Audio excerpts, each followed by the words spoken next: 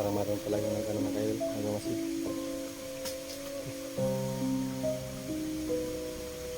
Binato tayo.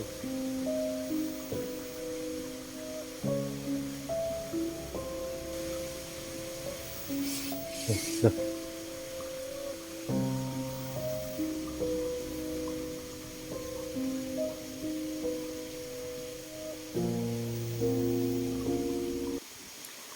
so yan po mga kadol. So sa mga palang umaga po sa lahat. So ngayon nandito na po tayo, no?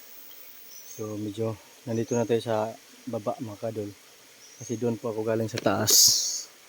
Yung mayroong malaking mga punong malaking kawayan na may nakakatakot na busis mga kadol. So yun, hindi ko inasahan dito para patungo ito, no?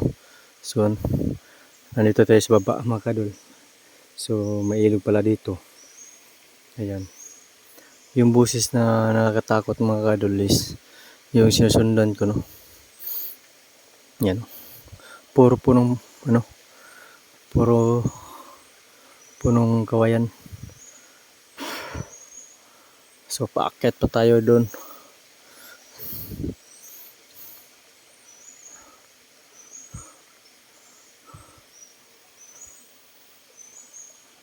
So hindi pa natin nasundan yung yung busis ng parang kakaibang busis mga kadol.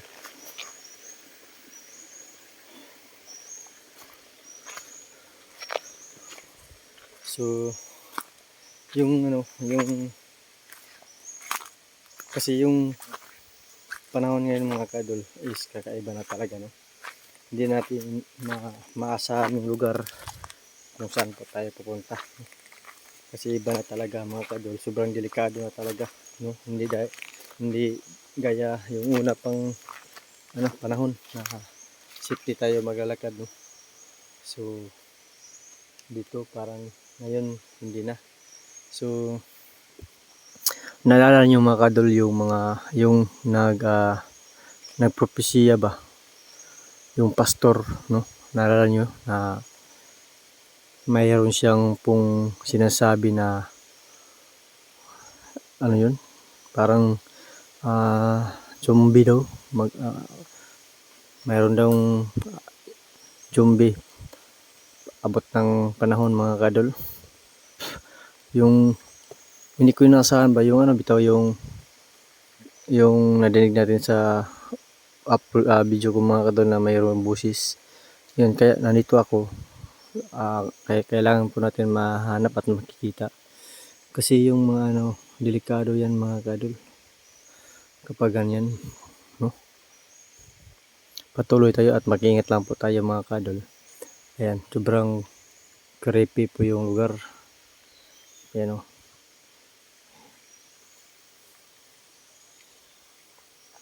paakyat tayo doon. So baka kapag wala akong mahanap ng daan, kapag sobrang masukal, sa ilog po ako dadaan. So tara mga kadol.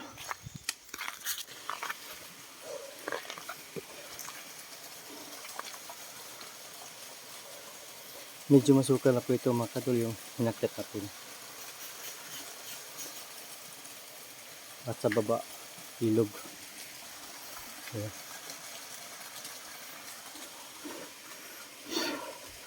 Nakakatakot. Siguro itong bundok na ito mga kadol, yung kailangan natin i-explore. Siguro na mayroong malaking to mga kadol, siguro may malaking patag ba sa Tagalog ng mga kadol, wanang. Kasi yung busis hindi naman yun aswang. Yung busis yung nadinig natin sa cam. No, parang zombie. Meron kaya mga kadol, totoo kaya yung sinasabi nila. Yung nagpropesya.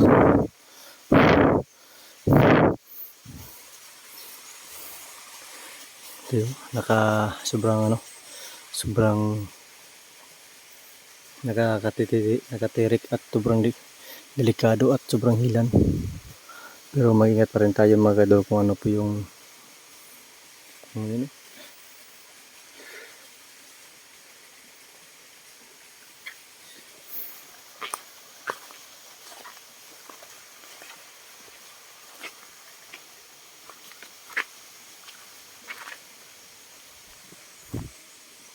parang may gumagalaw dyan.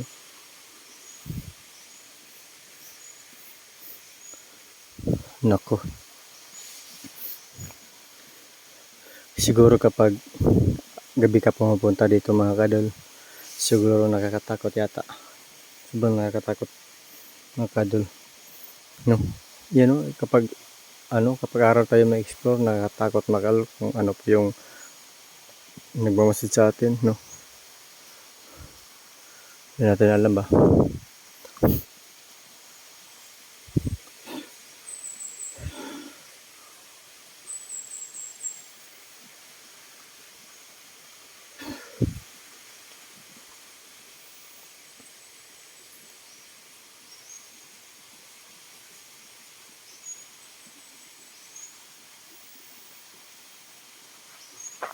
Kanina dyan mga kadol, parang mayroong gumagalaw.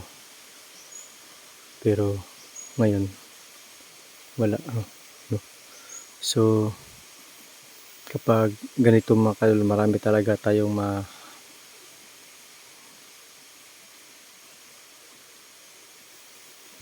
makikita. Pero tayo lang makikita. Sa camera, hindi. Naiwan ko talaga. Kasi, hindi lang talaga isa lang po yung nandito. Ang dami nila pero hindi sila nagpapakita.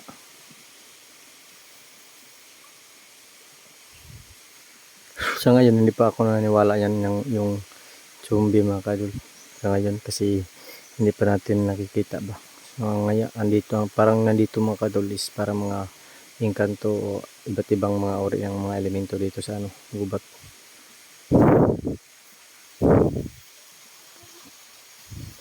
Uy. Ayun o. Ayun. Parang mayroon nabibiyak no. Na mga kawayan pero tingnan mo sa paligid wala. So klarong-klaro mga kadol. Dinig na dinig talaga yata yun sa video. Napaka creepy talaga dito mga kadol.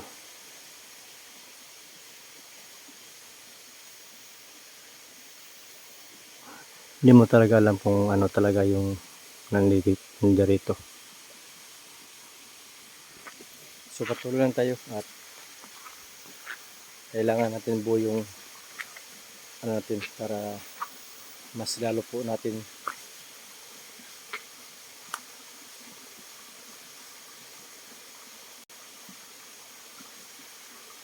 parang maroon talagang mga kayo nagmamasid.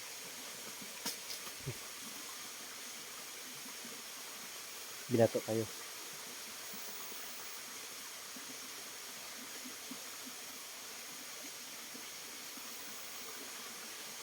Tingnan sa paligid.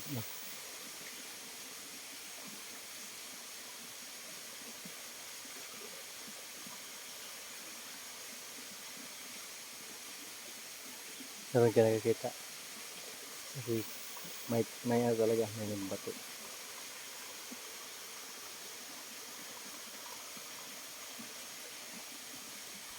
Dito sa paligid.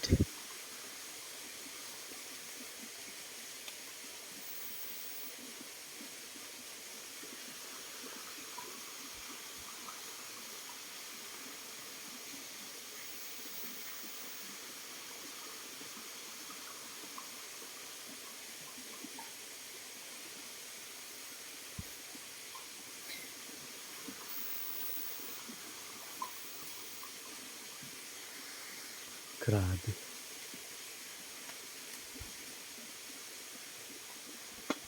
Oh. Mayroon talaga mga kadol.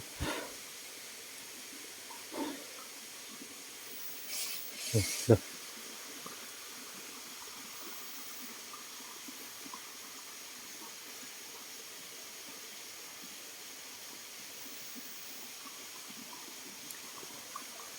ito mga kadol, legit, nakakatakot talaga. Pero nalaman natin, sana makita niyo, no? So ito ay pinapasok ko mga kadol mag-isa. Doon pa ako galing sa taas. Dayon, bababa ako. So totoo talaga yung sinasabi na dito, kahit araw mga kadol, meron talagang no? Maoksyubahan po, no? Napakahilan. Yan, parang sumisit-sit.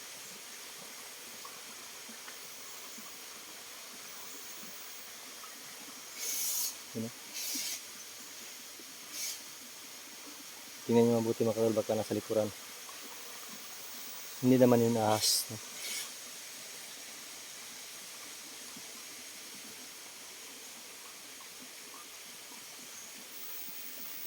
Grabe, tumitindig yung balahibo natin.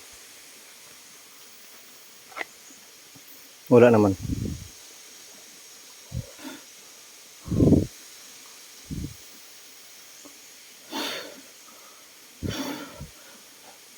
So hindi po lang mga kadol, hindi lang po ito nangyari sa buhay ko. Sobrang dami pala talaga mga kadol yung kakabalagan na nangyari sa buhay ko. Lalo na kapag yung dati pa akong bata mga kadol, mayroon talaga akong nasagupa na hindi ko talaga namalayan. Akala ko ay totoong tao mga kadol. So paglingon ko sa, siyempre yung mga kadol, yung tao papunta sa akin ba, nagano kami, sugat sa Tagalog, sugat mga kadol. Pasensya na kayo mga kadol, Bisaya tayo kasi hindi tayo masyado marunong magtagalog. Yung nagtagpo, no? Sugat. Pag mga kadol, sa ilo po kami. Sa yung dati pa ako, yung bata pa ako. Yun.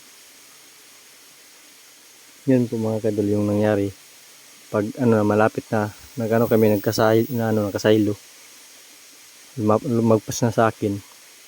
Paglingon ko mga kadol, pagtingin ko doon sa likuran ko, bilang nawala. Kaya yung nangyari po sa akin ay tumakbo po ako. Agad po akong umuwi sa bahay.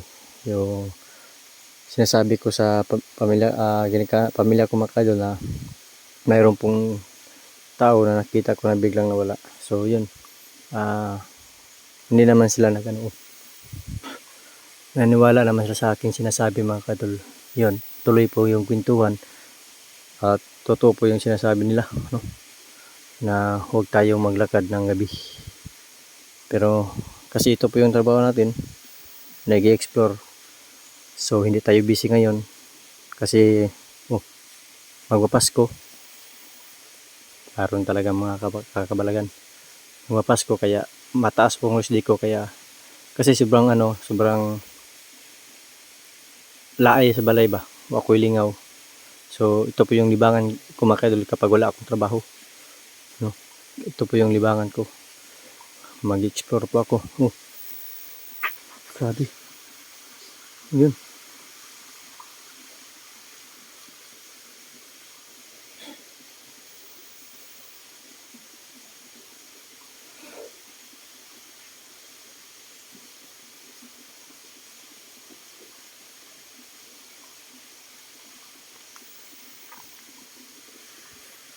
Parang may tao.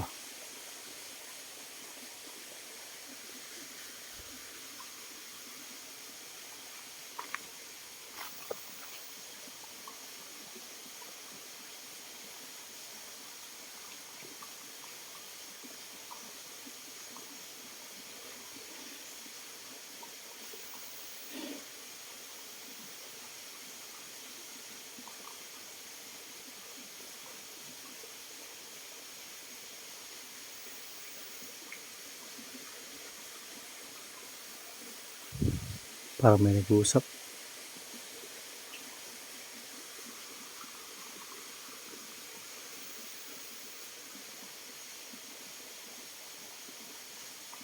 So yan mga kadol, tuloy tayo.